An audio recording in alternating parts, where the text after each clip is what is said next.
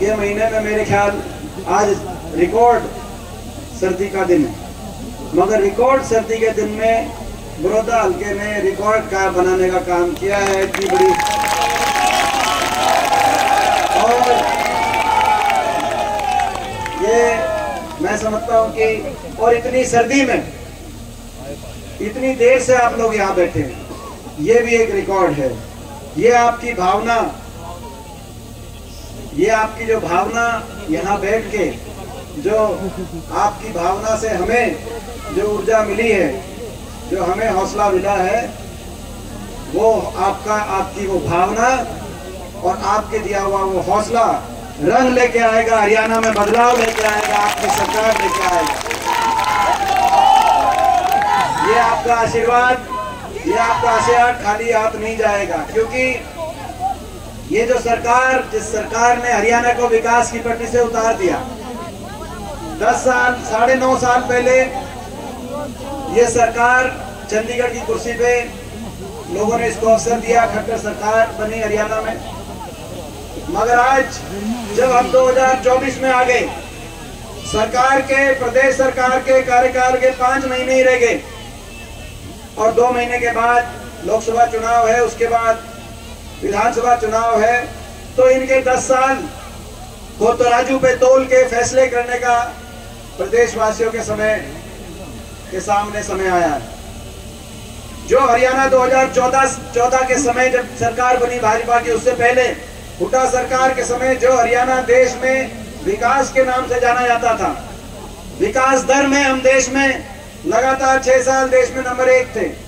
प्रति व्यक्ति आय में 2014 में हरियाणा नंबर 1 था, प्रति व्यक्ति निवेश में हम नंबर 1 थे, खेल खिलाड़ियों को मान सम्मान देने में हरियाणा उस समय देश में नंबर 1 हुड्डा सरकार के समय, कांग्रेस सरकार के समय माना जाता था। किसान के हकों के चाहे फैसलों की बात हो, चाहे किसान के 1600 करोड़ के बिजली के बिलों की माफी की बात हो, कोऑपरेटिव के किसान के कर्जे की माफी की बात हो, देश में सर्वाधिक किसान को उसकी जिनस का भाव दिलाने की बात हो, 10 साल तक कोई किसान आंदोलन नहीं हुआ, ये देश के और प्रदेश के इतिहास में 10 साल लिखे जाएंगे। चाहे गरीब कल्याण की बात हो, जो कांग्रेस की सरकार थी देश में, कांग्रेस की सरकार, हुड्डा साहब की सरकार का देश में, चाहे वो 100 गज के प्लॉट, 4 लाख परिवारों को 100 गज के प्लॉट जो एससी वर्ग के हमारे भाई हैं और उसमें बैकवर्ड समाज के भी भाई हैं और बीपीएल छत्तीस बिरादरी के, चाहे 20 लाख बच्चों को स्कूल के अंदर वजीफे की बात हो, चाहे इंदिरा आवास योजना से 2.5 लाख परिवारों को मकान उस समय आए हों, चाहे देश में सर्वाधिक पेंशन उस समय देश में रही हो, चाहे गरीब कल्याण की बात हो, चाहे आपसी भाईचारे की बात हो, 10 साल सरकार रही, कहीं भाईचारे पे खरोच भी नहीं आई। 36 बिरादरी, सारे धर्म आपस में मिलकर हरियाणा खुशहाली की तरफ गया और उस समय अच्छे दिनों का नारा बीजेपी लेके आई। लोगों ने विश्वास किया, कहा कि शायद कुछ अच्छा हो। लेकिन आज 9.5 साल के बाद हम ये सवाल पूछते हैं इस सरकार से, खट्टर साहब से, कि क्या हुआ कि जो हरियाणा विकास में नंबर 1 था, 9.5 साल के बाद विकास की पट्टी से उतर गया, आज बेरोजगारी में नंबर 1 हरियाणा बना दिया खट्टर साहब आपने। हर घर में एक पढ़ा लिखा भाई, शिक्षित भाई आज बेरोजगारों की कतार में खड़ा कर दिया। ना तो कोई निवेश हुआ, एक भी औद्योगिक क्षेत्र हरियाणा के अंदर नहीं लगा, एक भी कोई थर्मल का कारखाना हरियाणा में नहीं लगा, एक कोई विश्वविद्यालय नया हरियाणा में स्थापित करने का काम इन्होंने नहीं किया, एक कोई रेल की लाइन 1 इंच बचाने का काम नहीं हुआ, एक खंबा मेट्रो को आगे बढ़ाने का काम नहीं हुआ। ना निवेश हुआ, ना प्राइवेट के अंदर नौकरी और ना सरकारी नौकरी। सरकारी नौकरी या तो समाप्त कर दी गई, 2 लाख पद समाप्त हो गए और जो बची वो या तो वो भर्ती घोटालों की भेंट चढ़ गई। 5 साल तक भर्तियां निकालते नहीं है, जो निकालते हैं उनमें बाहर के बच्चे ज्यादा भर्ती हरियाणा में होते हैं। हरियाणा वालों को तो बाहर कहीं मौका मिल नहीं रहा। एक के बाद एक लिस्ट आई, एसडीओ की लिस्ट आई, 80 में से 78 बाहर के एसडीओ, इलेक्ट्रिकल की लिस्ट में 99 में से 77 बाहर के। इस साल अभी असिस्टेंट प्रोफेसर इलेक्ट्रिकल की लिस्ट आई, उसमें 156 में से 103 बाहर के। ब्लॉक डेवलपमेंट पंचायत अफसर की अभी 7 पंचायत अफसर लगाए। पंचायतों में काम बाहर से, कोई दक्षिण से, कोई कहीं से। 7 में से 5 बाहर के, केवल 2 हरियाणा के बच्चों को मौका मिला। अच्छी पदों पे हरियाणा किसी बच्चे को अफसर मिलता नहीं, खर्ची बच्चे की बात करते हैं। खट्टर साहब से मैं पूछना चाहता हूँ, वो कौन सा आरएसएस का कार्यालय है जहाँ से कौन सी वो पर्ची आती है जहाँ हरियाणा की लिस्टों में हरियाणा से ज्यादा बाहर के बच्चों को ना आप लगाने का काम कर रहे हो? खट्टर साहब, इसका जवाब आपको देना चाहिए। और उसके बाद आखिरी साल में, आखिरी साल चुनाव के साथ ग्रुप डी निकाल देते हैं। ये जो इसकी कार्यशैली पिछली बार भी 2019 में निकाली ग्रुप डी, इस साल भी आखिर में राजनीति, इन पोस्टों पर राजनीति करने का काम करते हैं। हरियाणा के नौजवान को सबसे ज्यादा बेरोजगारी देने का काम करते हैं। आज कहीं नशे की बात आती है, कहीं डिप्रेशन में चला गया नौजवान, कहीं अपना घर बार छोड़कर सब कुछ बेचकर लोन लेकर बाहर की तरफ अपने भविष्य को खोज रहा है। मगर मैं हरियाणा के नौजवान से कहना चाहता हूं, ज्यादा इंतजार नहीं करना पड़ेगा। प्रदेश के कोने कोने में बदलाव का मन बना लिया लोगों ने। मैं आपको विश्वास दिलाना चाहता हूं, 6 महीने की बात है, हरियाणा में आपकी सरकार आएगी, नौजवानों की सरकार आएगी, हरियाणा को आगे लेके जाने की सरकार आएगी। ये आज सबसे ज्यादा बेरोजगारी प्रदेश में, सबसे ज्यादा महंगाई, सबसे महंगी बिजली, सबसे महंगी बिजली, सबसे ज्यादा वैट, सबसे ज्यादा महंगाई और सबसे ज्यादा भ्रष्टाचार, क्योंकि ये सरकार बड़ी भ्रष्टाचार पे। आपको याद होगा जब ये सरकार 2019 में नारा लेके आई, खट्टर साहब ने एक नारा दिया था। खट्टर साहब कहा करते 75 पार, बीजेपी जाएगी 75 पार, क्योंकि लोकसभा चुनाव के नतीजों से भ्रम हो गया था। दूसरा एक और नारा आया, दुष्यंत चौटाला नामक एक पार्टी बनी, जेजेपी पार्टी बनी थी कि नहीं बनी थी, वो भी एक नारा आया, क्या कहा? जमुना पार। एक कहा करता 75 पार, दूसरे ने कहा जमुना पार। इलेक्शन का नतीजा आते दोनों बन गए पक्के यार। ये क्या करता? बीजेपी ने करो जमुना पार। बीजेपी तो कर दी थी लोगों ने जमुना पार, लेकिन जमुना पार के टो के लाया, जमुना में डुबकी लवाई और चंडीगढ़ में शपथ दिलवाई। यह बनी कि नहीं बनी?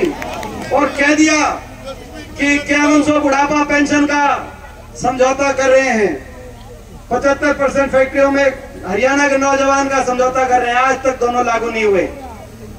हमने कहा था कि बीजेपी के खिलाफ वोट दिया लोगों ने, आप हमारा समर्थन करो, 5100 पेंशन पहले दिन से लागू करेंगे।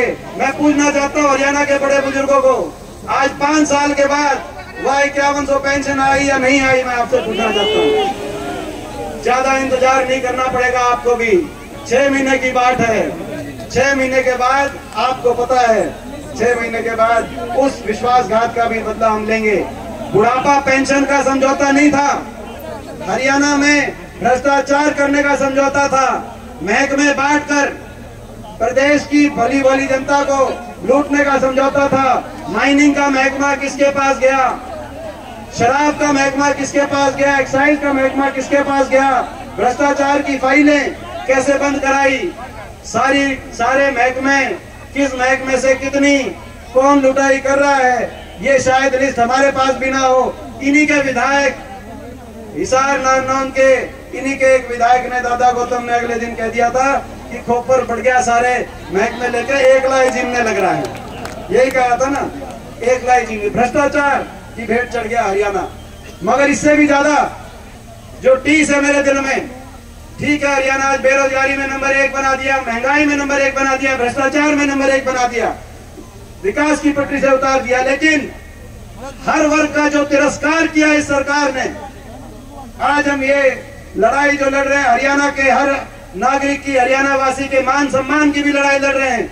कोई ऐसा वर्ग नहीं जो इस सरकार में, इस सरकार की तानाशाही से सड़क पर न आया हो, और कोई ऐसा वर्ग नहीं जिसका अपमान न किया हो। 1 साल तक किसान बैठा रहा, 750 किसानों के घरों के चिराग बंद हो गए। किसान आंदोलन के अंदर किसान के प्रति एक सहानुभूति का एक शब्द नहीं। ये कह सकते थे इनकी मांग नहीं मानेंगे, लेकिन हमें दुख है किसी का कोई चला गया। मुझे याद है जब हम यहाँ पे आए थे, बड़ौदा गांव में ही आए थे, जब पहला किसान गया था अजय मोर। मैं पूछना चाहता हूँ, आप सब हमारे साथ थे उस दिन। उसकी एक जो है 3 छोटी छोटी बेटी स्कूल के अंदर, इसी ठंड के महीने में आंदोलन में गया था, शव वापिस आया, 3 बेटी, आधा किले का जमींदार था मेरा भाई। कोई किसी ने ये भी नहीं कहा कि हमें दुख है। बीजेपी के किसी सांसद, मंत्री, आखिरी किसी छोटे से छोटे पदाधिकारी ने आज तक नहीं कहा। और संसद के अंदर जब मैं जाता था और गवाही देता था, लड़ाई लड़ता था आंख में आंख डाल के, आप समझ सकते हो हरियाणा के 15 सांसद हैं, 10 लोकसभा के, 5 राज्यसभा के, 14 बीजेपी के सांसद हैं। अकेले को जाके जब लड़ाई लड़नी पड़ती होगी, पूरे देश की बीजेपी टूट के पड़ती होगी, और आंख में आंख डाल के, और मैं कहता था सहानुभूति के 2 शब्द कह दो, तो कहते थे नहीं कहेंगे, ये तो किसान नहीं है, ये तो उपद्रवी है, ये तो देशद्रोही है। और मैं कहता था आंख में आंख डाल के कि ये उपद्रवी, जिनको देशद्रोही आप बता रहे हैं, वही है जिनका एक बेटा ट्रैक्टर का स्टीयरिंग पकड़ के देश को खाद्य सुरक्षा देता है, तो दूसरा बेटा फौज में चीन और पाकिस्तान के बॉर्डर पे देश को सुरक्षा देने का काम करता है। आप इनको यूं अपमानित मत करो। मैं पूछना चाहता हूं, आपका बेटा था, आपका भाई था, आपका बच्चा था, आपकी लड़ाई ना लड़ता तो वहां क्या करता? मगर जब देश की सारी बीजेपी खड़ी होकर, मगर जो अकेलापन मैंने वहां महसूस किया होगा, मैं आज बड़ौदा के 36 बिरादरी के अपने बड़े बुजुर्गों से सबसे पूछना चाहता हूं, भाई वहां तो मैं अकेला रह गया था, मगर जब